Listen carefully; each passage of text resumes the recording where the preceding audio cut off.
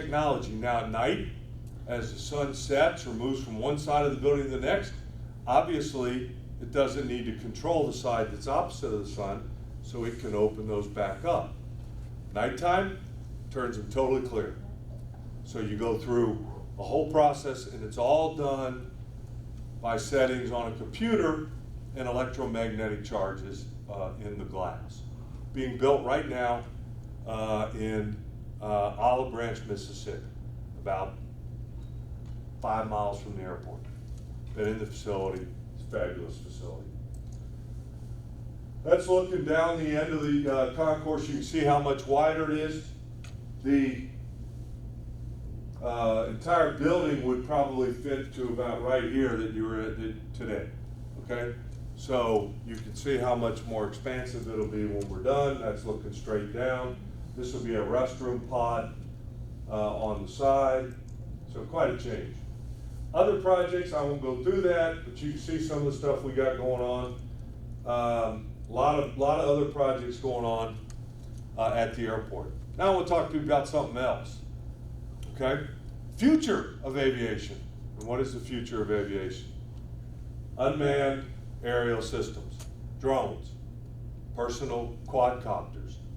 Those things are coming, people. Technology, you know how much is different between the first one of these you had and the last one. Look at the difference between the iPhone 6 and the new iPhone X Pro or whatever they're selling. I happen to have Samsung, thank you, but I had one iPhone in my life and I didn't like it, so I jumped ship. But every one of them is. Now I got a Note 8, I have a Note 10s. I mean, they can't come up with enough technology. Drones are coming, and that program was developed by the Department of Transportation, Secretary of Transportation, Elaine Chao, and they picked 10 places. We all had to submit applications. Memphis International Airport, Memphis, Tennessee, was the only airport in the entire system that was awarded a lead participant in this program. Other airports are participating, but they're participating on the fringe. So you can see where these are, all the way up in Alaska. That's an Eskimo tribe that's doing that. They're very remote. Drones are important for emergency medical and things like that, so that's what they're testing. And every one of these things had to perform to integrate into the addresses of the program. One of the biggest ones was looking at how do you deal with security and safety of those, because you and I both know there are drones everywhere. Every little kid's got one. They all want them for Christmas. They're flying them around the backyard. So we've got to be able to deal with that. So the participants in this program had certain goals that we had to try to meet. Night operations, how do you do it safely? How do you do it in an environment that could be very busy in the sky, namely an airport? Flights over people, because ultimately you know you're going to have to fly these over people. How do you do it safely? How do you do it where I can no longer see the drone I'm controlling? Can you program the drone and safe it and feel safe that it'll fly where you're asking it to fly? Can you do that programming? Package delivery, detect and avoid. There's two drones on similar paths. Will they avoid each other? There's a drone and a commercial plane. Can you program them to detect and avoid each other? And then how do you deal with the security of the data link between someone with a controller and someone with a drone that doesn't get hacked and used for nefarious purposes? So those are all the things we're testing in this program. This is what we're doing at the airport. Now, we are testing in an airport environment. We're the only one. Class B, all that means to you all is it's really busy, okay? How do we develop communication for talking to the public, integrating these into the public, getting them to accept them, understand them, and know what a authorized drone is and know what an unauthorized drone is by how it's acting. Our 3 focus areas that we picked, they picked us to do, we submitted about 25. They picked 3 of those because they didn't want overlaps. Surveillance, so ramp security and asset management, that'll be done on the FedEx ramp. If you've ever gone by there at night, you see all the water bugs on the top of the water running everywhere. It's crazy out there, it's orchestrated mayhem. How do they keep track of all that? Well, a drone can do it a lot better than the naked eye in a tower, to know where everything is and whether it's where it should be. Aircraft inspection. FedEx brings in 175, 180 birds a night. They got to visually be inspected before they go back out. Pilot and mechanic walk around, get on a lift, do whatever they have to do to ensure that there are no integrity issues with that plane. What if you could do that with a drone? You could fly a lot closer, high-def cameras, programmed specifically to the specs of that particular plane by its manufacturer, know exactly what it should see, and then report things that don't match. So that's a tremendous benefit for efficiency. And then the airport's piece is perimeter fence security and inspections. I got 5,000 acres. There's a huge fence around that.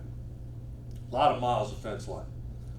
Right now I got people that have to drive around and inspect it. I got people that have to go around and check alarms for animals that have dug under it. Anything that happens, if the alarms go off, we gotta go inspect it. Well, a drone, we could set up a drone system and inspect it continuously. Topography, washout, integrity of the fence line, you name it, and it could do it automatically in sequence with landing stations and charging stations, and automatically do that. So that's why we're doing this. So far we've flown 435 missions, 229 have been inspection and development flights. 206 have been conducted by Memphis Police and Fire, a lot of them at the Liberty Bowl on non-game days, where they have flown the intricate details of that and done it in a safe way. So that's one that's really been important.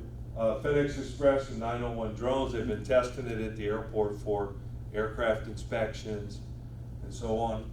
So we're now on the airport running tests. The next piece will be our piece, which is the fully autonomous, integrated security inspection of the perimeter fence. We don't plan to have somebody looking at a TV screen managing this drone. We intend it to fly by itself.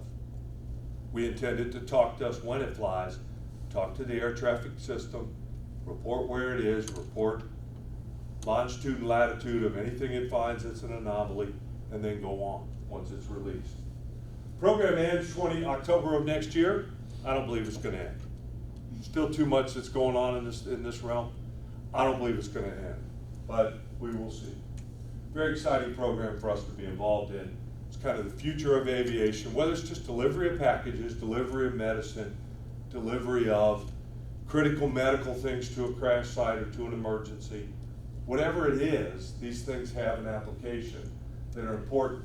So then what's the other piece of this? Well, I happen to be on the other side of this, which was a Association for Unmanned Vehicle Systems International. Aviation loves acronyms, okay? We got them everywhere.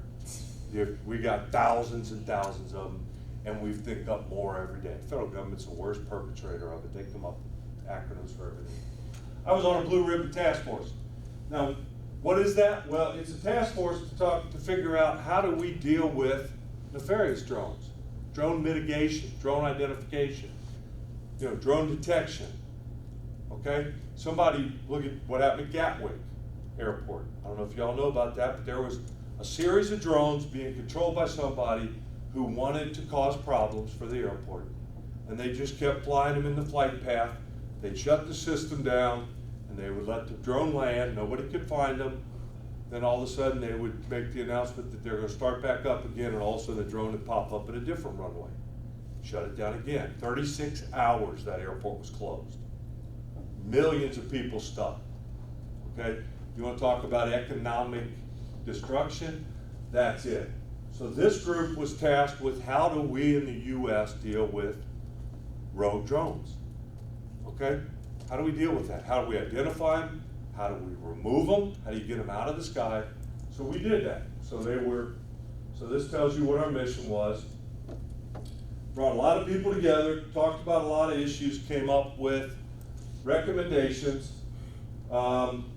And the reason that this was put together was because you've seen the events occur, and that's the estimation of the number of drones in 2022. 2.4 million flying all over the place without anybody knowing how to identify them or control them. So we came up with 6 recommendations.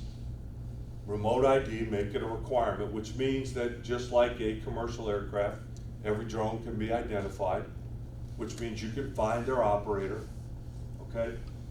Communication and response, who's gonna respond and do what? Right now, we're not authorized to do anything other than detect. The only parties, there's only 3 entities that are authorized to remove a drone from the sky.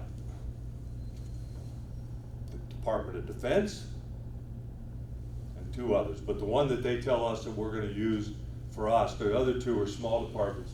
So we have very little ability.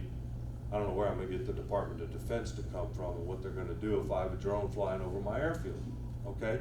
That's part of what this was all about. So how do we communicate response? What are the risks? How do we assess those around airports depending on the size?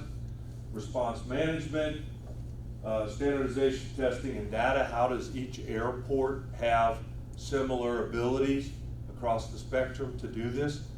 How do you standardize the remote ID, education, and enforcement? This was the interim report. We've issued our final report. If you go to auvsi.org, you can look for it, auvsi.org. Go in there and look for the blue ribbon task force or drone detection. There's the